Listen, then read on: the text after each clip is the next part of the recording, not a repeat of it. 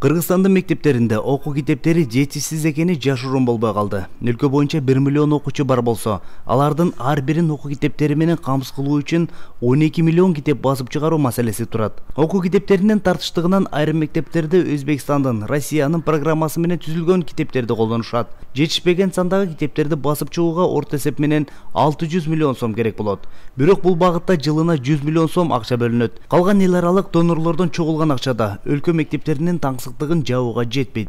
Эгерде бизге республика боюнча 12,5 миллион окуу китеби керек боло турган болсо, фонддо 9 миллион боло турган болсо, бул бизде 75%-ды түшөт.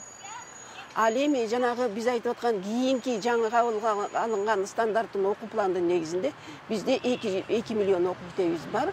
Бул боюнча болсонда дагы бизге 10 миллион окуу китеби керек. Но ал 10 миллион окуу китепти бир күндө жолсо 1 саатта чыгара турган нерсе эмес. Бул деген окуу китеп жазылгандан кийин сөзсүз аны бир жыл апробация жүргүзүш керек. Ошондуктан мунун баары тең поэтапно боло турган нерсе. Ага карабастан жыл сайын аз санда болсо да билим берүү багытындагы жаңы китептер басылып турат. Бирок китептердин сапатынын талапка жооп бербей жатышы, программалардын тез жаңылануусу менен кайрадан эле баштагы тартыштык жыл сайын кайталанып турат экен. Андыктан түбөлүктүү китеп же башкача айтканда электрондук билим берүүгө убакыт келип жеткенин айтат вице-премьер-министр Эльвира Сариева. Балдардын ушу 1 миллион балдардын ичинен 27% өзүнүн компьютерлери же планшеттери бар экен. Ошондо биз өкмөт катары китептерди электрондук версияларын ачык түрүндө баарына беришибиз керек деген ой менен баштаганбыз. Электрондук китеп бул деген жана кагаз китептин эле электрондук версиясы. Сайтта илинип турат.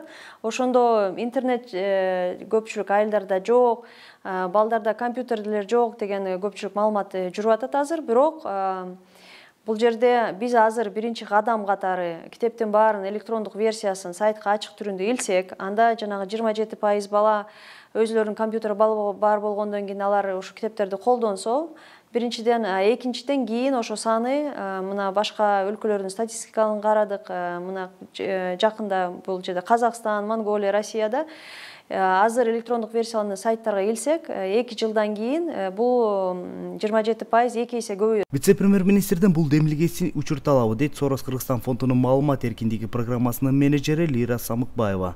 Анткени жыл санап китеп басып чыгаруу менен маселе чечилбейт. Тескерисинче жылдан жылга жаңыртылган программа менен китеп басып чыгууга каражат короткучакты, китептердин электрондук версиясын оңдоп түзөп туруу кыйла жеңил. Я думаю, что нам нужно использовать эту возможность. Жетишсиз китептерди басып чыгарууга 600 миллион сом талап кылынып жатса, бул кырдаал 2-3 жыл өтпөй кайталана берет. Электрондук версия менен биз бул маселени эртерээк чечмекпиз. Тактап айтканда, мектептерде электрондук китептерди кагазга чыгарып алып, балдарга окута берүү мүмкүн. Изденүүгө да жол ачылат, бирок буга көңүл бөлбөй жатышат көпчүлүгү. Өлкөдө бул багыттагы алгачкы аракеттер 2000 жылдын аягында эле башталган. Өлкөнүн улуттук китепканасы өз казынасынын онлайн версиядагы китептер менен толуктоонун үстүндө азыркы күнгө чейин иштеп келишет. Улуттук китепканадан китептердин онлайн версиясын сурагандар көп. Бирок каалаган интернет колдонуучулар дүйнөнүн кайсы бурчунан болбосун ачып окуй тургандай электрондук онлайн китепкана жок. Андыктан виртуалдык медиатека колдонуучулар китепкананын өзүндө жайгашкан атайын бөлүмгө келип материалдарды карашат.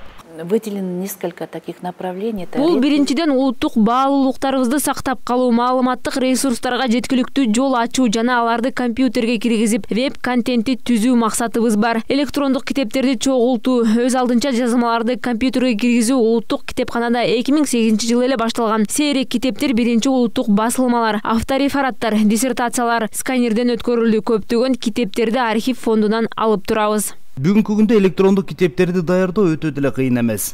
Ал үчүн атайын аппараттардын түрү бар. Мисалга Улуттук илимдер академиясынын китепканасында быйылдан тарта күнүнө 20 китеп сан архивден өткөрө турган Борбор Азия боюнча бирден-бир уникалдуу аппарат иштей баштаган. Журнал, автореферат, газеталарды жасаса болот.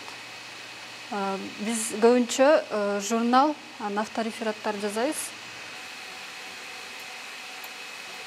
Бул автоматтык түрдө PDF файлга кетет.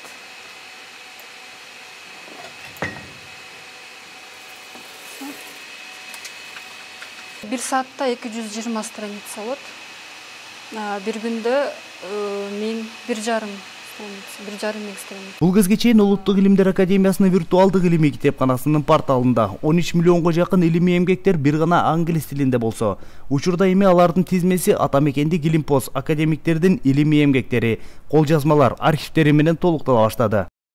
Это очень мощный сканер. Биздин демөөрчүлөр гранттык негизде бул жабдууну бизге алып беришти. Борбор Азия региону боюнча эң күчтүү сканер. Биздин илимпоздордун баарысы эле англис тилинде сүйлөй беришпейт. Ошондуктан апрель айынан тарта орус, кыргыз тилдеринде кол жазмалар, ачылыштар, илимий эмгектердин компьютерге жүктөй баштадык. Китепти компьютерлештирүү бул билим берүү мекемелерине электрондук билим берүүнү киргизүүнүн кичинекей эле бөлүгү. Ал эми анын дизайнын иштеп чыгуу, редакторлук кызматтары да жеңил эмес түйшүк. Өлкөдө бүгүнкү күндө электрондук китептерди жасоо менен алектенген жеке IT компаниялардан бир канча командасы иш алып барышат. Тактап айтканда, электрондук китептин толук жасалгасын колго алып, аны веб-порталдарга жүктөп турушат. В качестве пилотного учебника мы выбрали учебник кыргызского. Учурда биз жалпы билим берүү мекемелерине керектүү электрондук китептин жабдууларын топтомун түзүп атабыз. Пилоттук долбоор катары 7 класстын кыргыз тили китебин алганбыз. Окуу китебин толук электрондук дизайны иштелип чыккандан кийин аны интернетке атай сайтка жайгаштырылат. Мына бул жерде китептин электрондук түрүн көрүп жатасыздар. Сырткы көрүнүшү билим берүү министрлиги бекиткен китептен айырмаланбайт. Азыркы тапта планшет менен окууга көпчүлүк балдардын шарты жок. Ошондуктан биз кагаз китепке окшош кылып, ажырым болбогудай кылып жасап жатабыз. Даяр китептерди компьютерге түшүрүү менен, аны атай порталдарга жүктөө менен бардык каалоочуларга колдонууга жол ачылмак. Вице-премьер-министр Эльвира Сариеванын айтымында, өкмөт окуучуларга басма түрүндөгү китептерди жеткиликтүү кылып бере албаса, жок дегенде китептердин электрондук версиясы менен камсыз болуусуна мүмкүнчүлүк түзүшү керек. Албетте электрондук китептердин ийгиликтүү ишке ашуусуна күмөн санагандар да бар. Айрымдар бюджеттин тартыштыгы бул болсо, жакын аралыкта бул максатты мектеп системасына киргизүү мүмкүн эместигин айтып, жаңычылыкты сындап, ал турга кереги жоктугун айтышууда.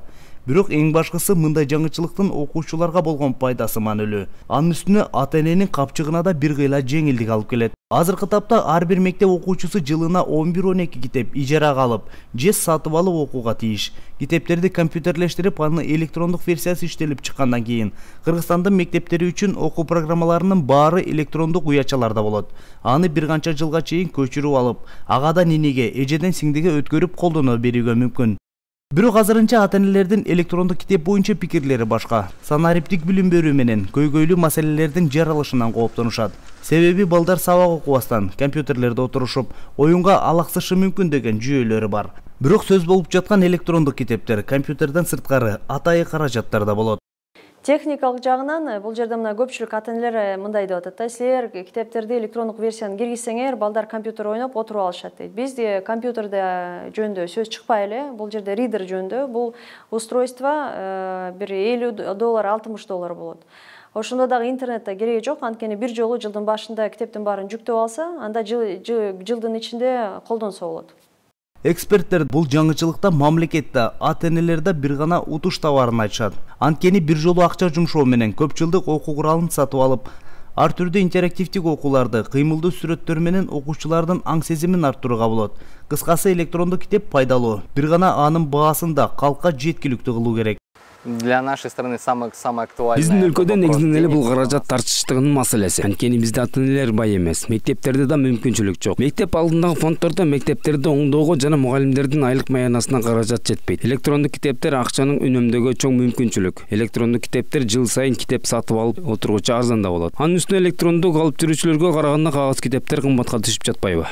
Учурда Эльвира Сариева башында турган Билим берүү министрлигиндеги бир катар аткаминерлер бул жаңычылыкты мектептерге киргизүү менен анын жеткиликтүүлүгүн камсыз кылуу жолдорун ойлонушууда. Бирок өлкөдө андан да чоң негизги маселе бар экен. Ал автордук укукка байланыштуу юридикалык маселелер. Мына негизи бул китеп жасалганда электрондук версиясы болот. Аны деген типографиядан эле алса болот да. Бирок укук жагынан көпчүлүк типографиялар азыр укуктар аларда болгондон кийин биз азыр чоң жыйын өткөрөбүз. Авторлор менен, типографиялар менен, анткени деген өкмөт катары биз аларга суранган атабыз да. Ушу китеп жетпегендиктен, каражатыбыз азыр аз болгондуктан ушуларды бул деген эми коммерциялык маалымат эмес да. Бул деген окуу түрүндө керек балдарыбызга. Ошондуктан мунун баарын ачык түрүндө сайтка илели деп.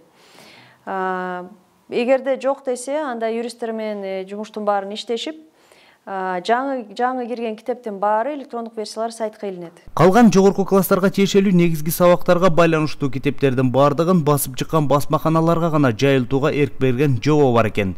Бүгүнкү күндө чырмалышкан системаны мыйзам жолуна келтирип, бул системаны мектеп окуучуларына ылайыктуу кылып иштеп чыгуу вазыйфасы турат. Электрондук билим берүүнү жолго коюу аракетинин негизинде ачык билим берүү ресурстары боюнча концепт иштелип чыккан. Анын негизги өзөгү да мамлекеттин, эл аралык уюмдардын каражатына басылып чыккан китептердин билим берүү контентин акысыз интернетке жайгаштыруу. Сейчас в Кыргызстане сложилось. Учурда Кыргызстанда кызыктай абал жаралган мамлекет авторлордун эмгеги үчүн төлөп берсе, ал эми автордук укук басма үйлөрүнө таандык болгону кызык. Эгерде бул эл аралык уюмдар тарабынан жана мамлекеттик бюджеттен каржылангандан кийин билим берүү контенти эркин таркатылып, ар ким каалагандай кайра оңдоп китептерди таратууга укуктуу болуусу керек. Биз ушул маселе менен көптөн бери бет келишип келгенбиз. Бактыга жараша өкмөт бул маселени түшүнүү менен кабыл алды. Эми билим берүү министрлиги алдын ала бардык автордук укук мамлекетке караштуу болгондон кийин келишим түзүү жолун карап атат. Мындай тажрыйба дүйнөнүн Польша, Грузия, Монголия сыяктуу өнүгүп келе жаткан өлкөлөрүндө кеңири колдонулат. Ааламдашуу заманында мектептерге электрондук билим берүүнү жайылтуу заман талабы. Иликтөөлөрдө өсүп келаткан өспүрүм кагаз китептерден караганда электрондук китептерди көбүрөөк окууру аныкталган. Эгерде бул система 1-2 жыл аралыгында өлкө билим берүүсүнө кирип калса, келечекте анын жемиши да болору талашсыз.